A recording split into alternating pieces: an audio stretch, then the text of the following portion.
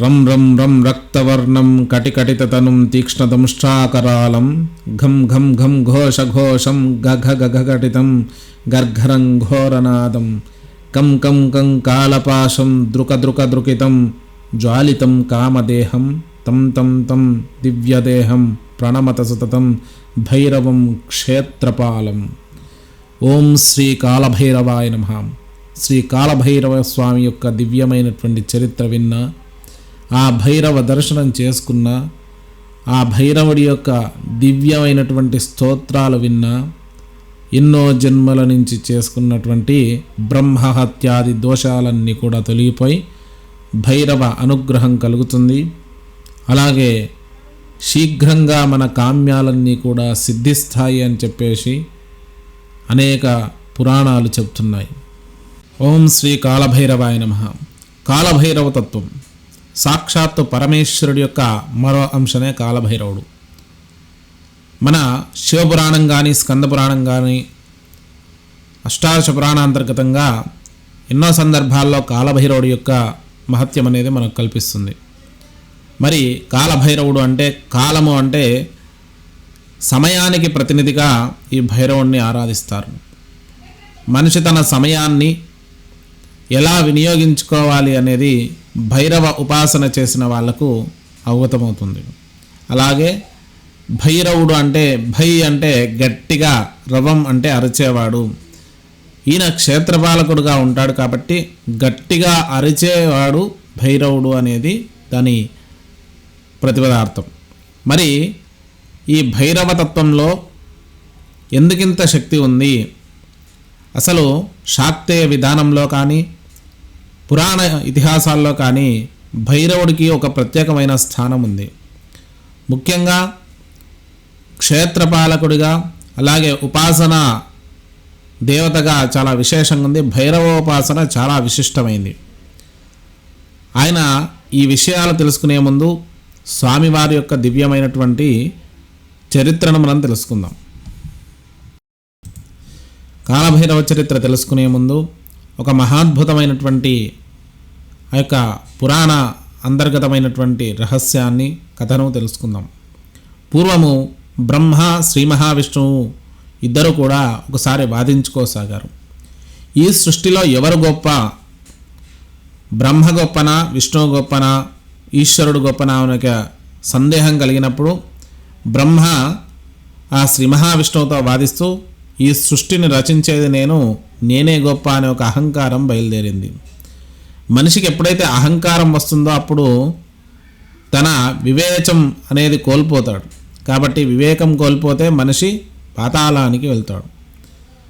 కాబట్టి ఇక్కడ బ్రహ్మ కూడా మహాద్భుతమైనటువంటి మేధస్సంపత్తి ఉన్నప్పటికీ కూడా అహం వల్ల ఈ సృష్టిలో నేను ఈ సృష్టినంతా రచిస్తున్నాను, నేనే గొప్ప అని అనుకోవడం ప్రారంభించాడు.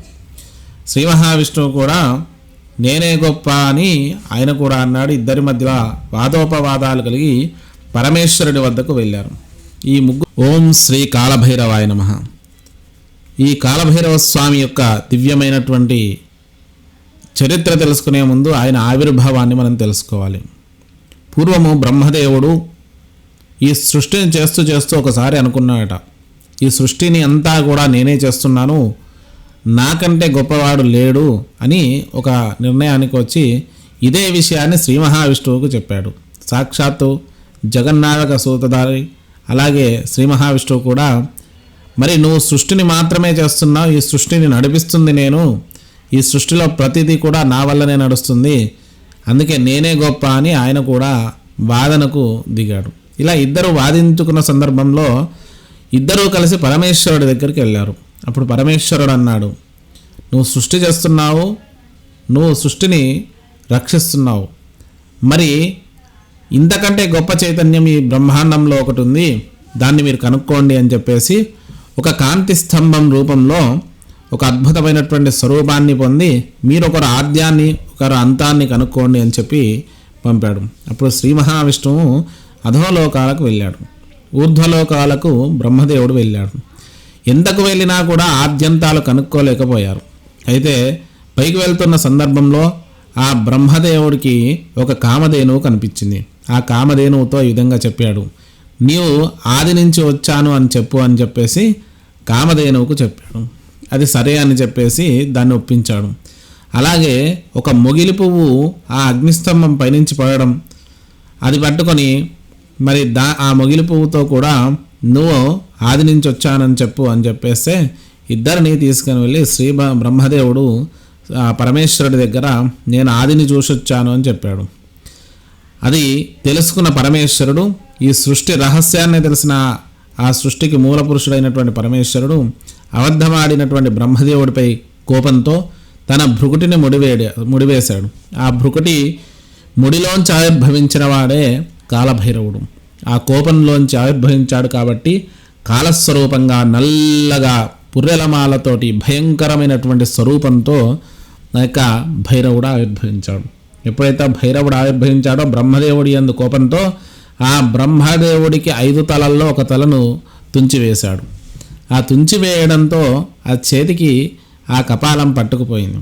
ఈ విధంగా కాలభైరవుడు ఆవిర్భవించి బ్రహ్మ శిరస్సును ఖండించాడు. అందుకే చతుర్ముఖ బ్రహ్మగా అప్పటి నుంచి ప్రసిద్ధి పొందాడు. మరి లయం చేసేవాడే పరమేశ్వరుడు, రుద్రుడు.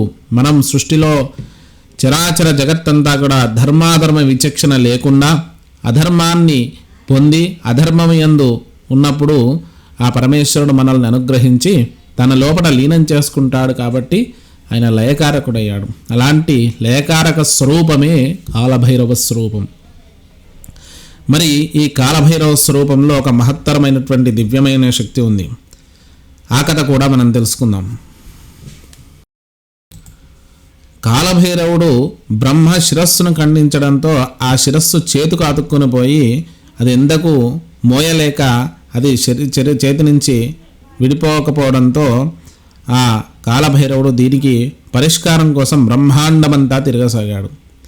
అప్పుడు పరమేశ్వరుడు విశ్వనాథ క్షేత్రంలో నీవు స్నానమాచరిస్తే గంగా నదిలో నీ బ్రహ్మహత్యా పాపం తొలగిపోతుంది అని చెప్పేస్తే సృష్టిలోని అన్ని తీర్థాలలో స్నానం చేసిన తర్వాత చివరగా కాలభైరవ స్వామి అక్కడ కాశీక్షేత్రానికి చేరుకొని గంగా నదిలో మణికర్ణికా ఘట్టంలో స్నానమాచరించి ఆ బ్రహ్మకపాలాన్ని తన చేతి నుంచి వదిలించుకోవడం.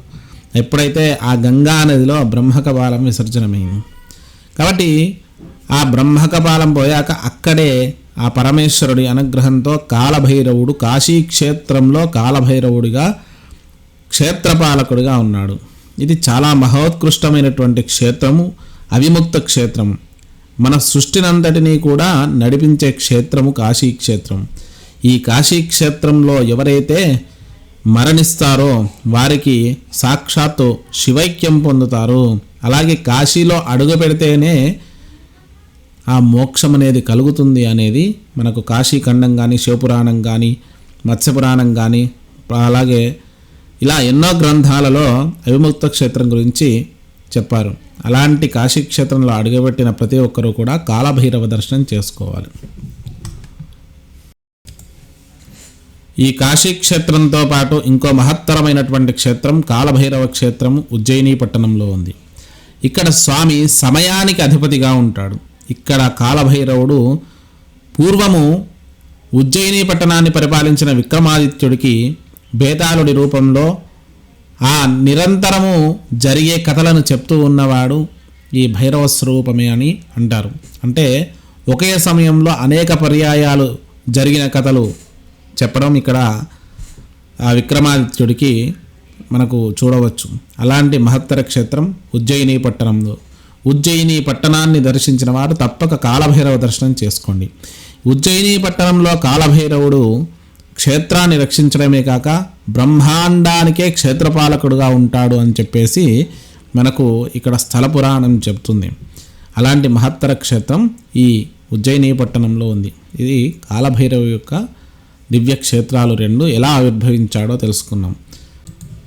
ఇక కాలభైరవుడు అనే ఒక తత్వం మహోత్కృష్టమైంది.